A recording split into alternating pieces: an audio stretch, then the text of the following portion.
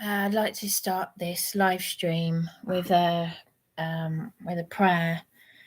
I say, Abba Yahweh, give me your hedge of protection and put the message out there. Give us all strength. I pray for my partner.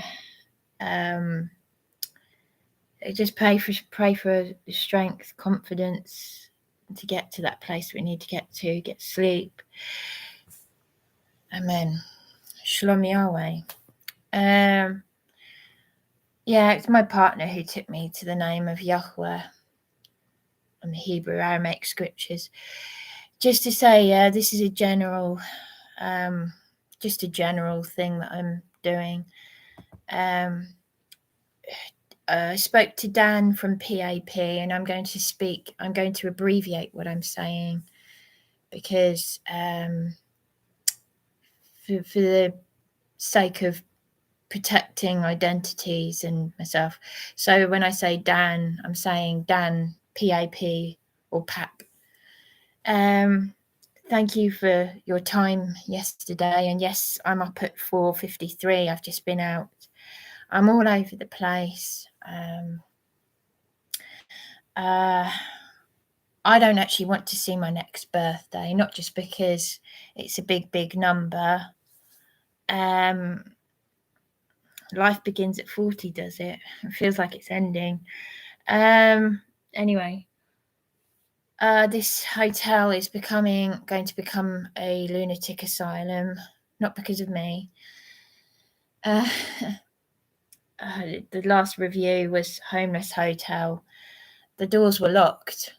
It's going to be like supported accommodation, the temporary accommodation that I'm trying to keep away from for my safety. I don't know if my stuff is okay. This social worker, AMP, was supposed to get someone to go with me to the property to check on my things. I've been feeling extremely suicidal. Don't be fooled by what you see. My gums are bleeding. Again, I'm struggling to function, let alone sleep. I'm talking about function. I mean, do anything. Prayer is only just about keeping me hanging in there. And there are people that don't understand what disassociation is, and I'm not going to bother explaining it to them because most people will understand alcohol, drugs, smoking, how I am.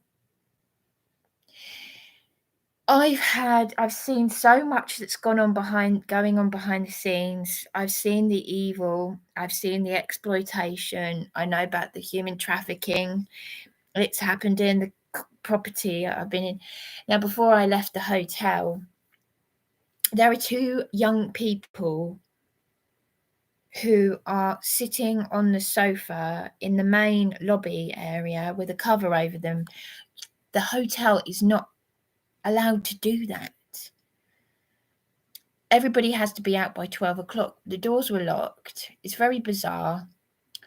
I go downstairs to complain that there's rubbish outside my room, which hasn't been taken. I've put another rubbish bag out there and it's becoming a rubbish tip. Someone today, or last night, put a crisp packet, an empty crisp packet on top of my bags of rubbish. They're not even taking the rubbish.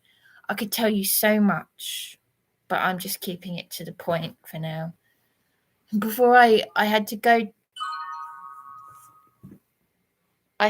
downstairs.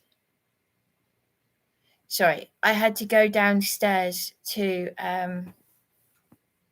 I needed to pop out. I'm in debit. I've been buying takeaways because I can't get up.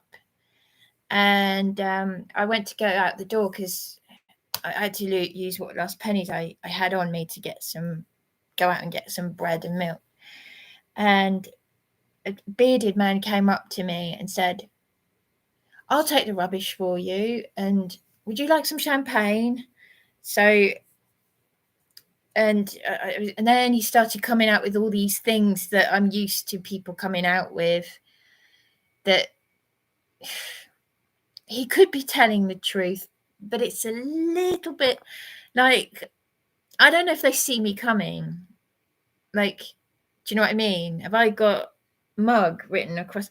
I do believe a lot of what people tell me because I tell the truth. And the irony is, I'm at that point where I want to tell people to F off which I would never do, because I've had people because I tell the truth, I attract people who make up wild stories. But I've had people say that behind my back, that I'm a benefit fraud, that I'm making stuff up, you name it. We've gone from me being dragged into St Mary's house, the people that failed me when my mother was dying of cancer, because my mother died in the old, while I was in supported accommodation under this corrupt landlord, and I'm dragged into St Mary's house in handcuffs, and they're saying, you suffer from psychosis, and then they change it to, I'm a benefit fraud or something like that. And you're like, what the fuck? Yes, so I don't swear, but I'm at that point now where, yes, Dan, I've been brought up like Princess Diana, and I want to swear my huge effing head off because it does help. I know I left, the last thing I said to you, we left on a funny note. I was laughing about something traumatic. Let me tell you, that thing about throwing, at my partner. Well, I was getting upset with my partner because, no, it's probably not a good idea to say, but it ended in police brutality.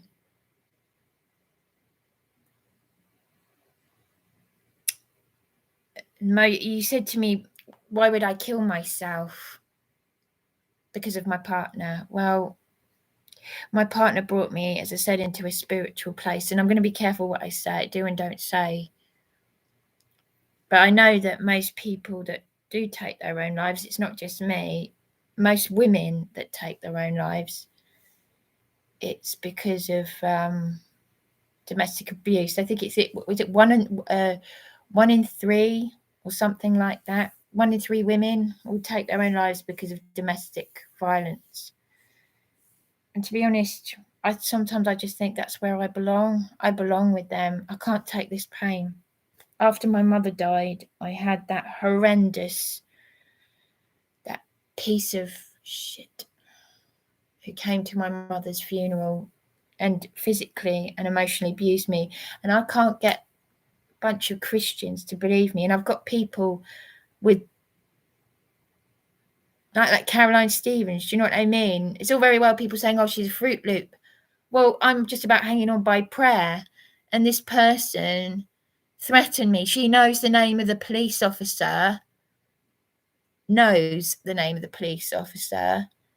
She's a northerner. She doesn't even live down here. How does she know his name? The one who burst in here, the one who arrested me 3 hours after I recorded someone in my council home threatening to beat me senseless.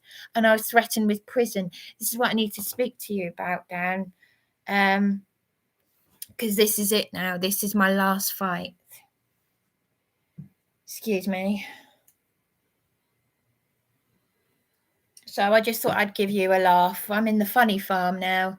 This hotel used to be like the like the Grand, and I predicted it was going to end up like one of these shitholes. I'll show you what's outside my door. So not that I need to prove it, but the world has gone mad. It's a nasty, nasty place. If I wasn't so busy reporting a bent solicitor to the SRA, then, and when I say SRA, I don't mean satanic ritual abuse. I'm talking about the Solicitor Regulation Authority. Then I would be complaining to Ofcom about a comedian on the telly, a black lady. What's her name? Comedian. I thought she was funny until I heard this. She said that she basically cooked her pet alive and ate it, her goldfish. And she was graphic about it. Is that what gets on the telly now? And someone else saying, can you just hear what I'm about to say? See if this actually gets into anybody listening to this. See if this gets in there. Hear what I'm about to say.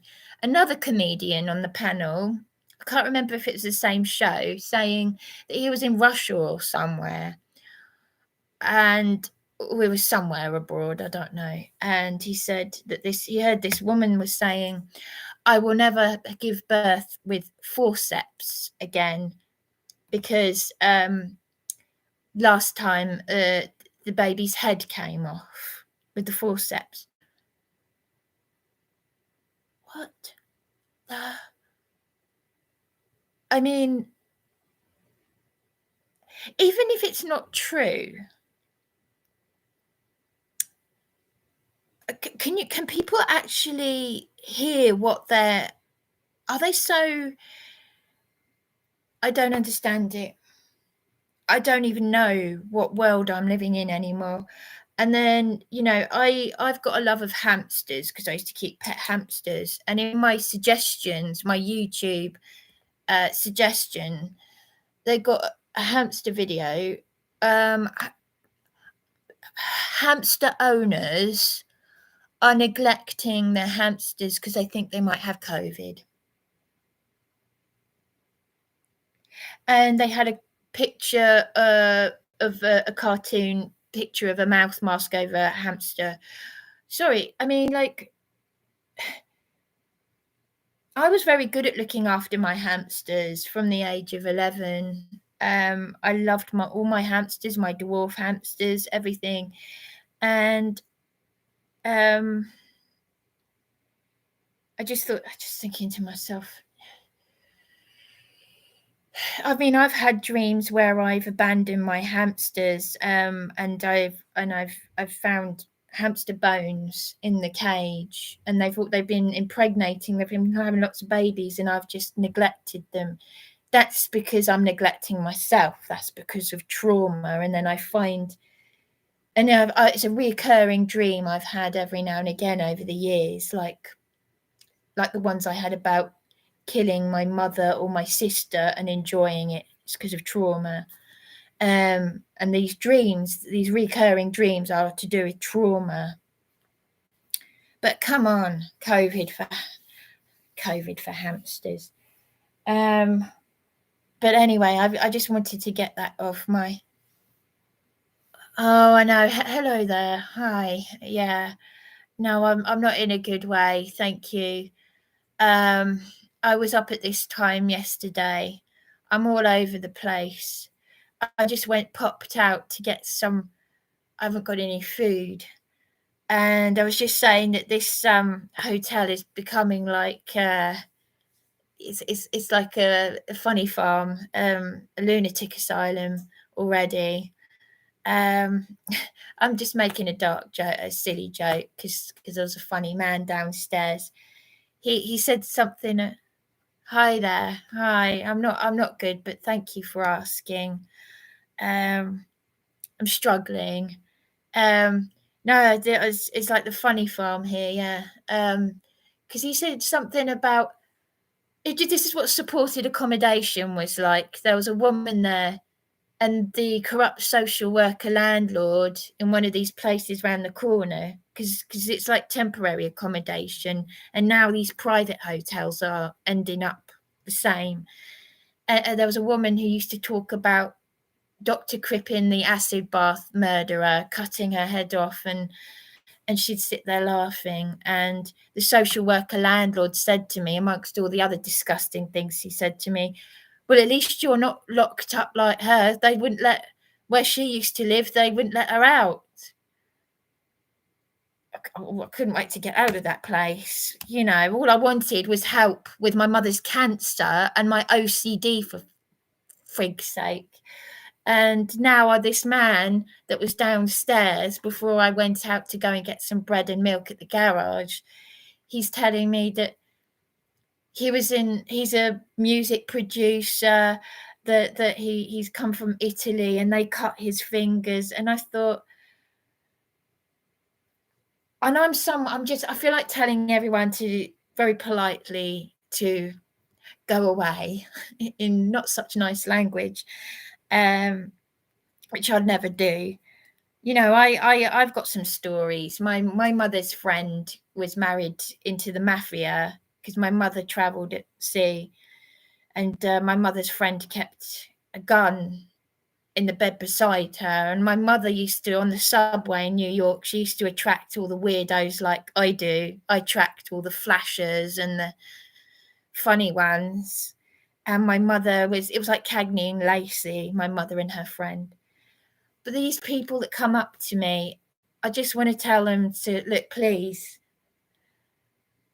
You know, they just want to get in my face, and I'm here for my safety because I don't want to go back to that bloody place. You know, I'm sick of it. I am just sick to death of it. And this hotel, I wanted to see if I could treat myself to a breakfast. They've closed the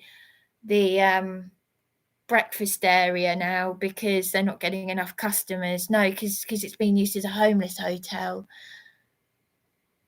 Me too, hon. Make a coffee and relax. Is your mum getting the help she... No, my mother died of cancer when I was in supported accommodation. Supported. I was forced to sign a homeless application form out of there. This is what I've been saying in so many of my videos. I just repeat myself endlessly. And supported accommodation, they've tried to shut me down because I'm telling the truth. The council have shut me down. Supported accommodation, temporary accommodation, and the psychiatric unit are all being used for the same purposes. It's human trafficking. Thank you. And now this private hotel that I've been self-funding with PIP for nearly 4 months, you've got foreigners coming here. I'm too scared to go back to my room to check on my stuff. I've seen what's really going on behind the scenes. This is what I'm trying to say. And it's just, you know, excuse me. It's been a real eye-opener, and the police and all of that. This solicitor that I've reported to the SRA, I'm a law-abiding citizen. I don't drink, take drugs, smoke, or do anything. And they wanted to stitch me up with a crime that the police committed against me on Beachy Head after trafficking me to the psychiatric unit and then into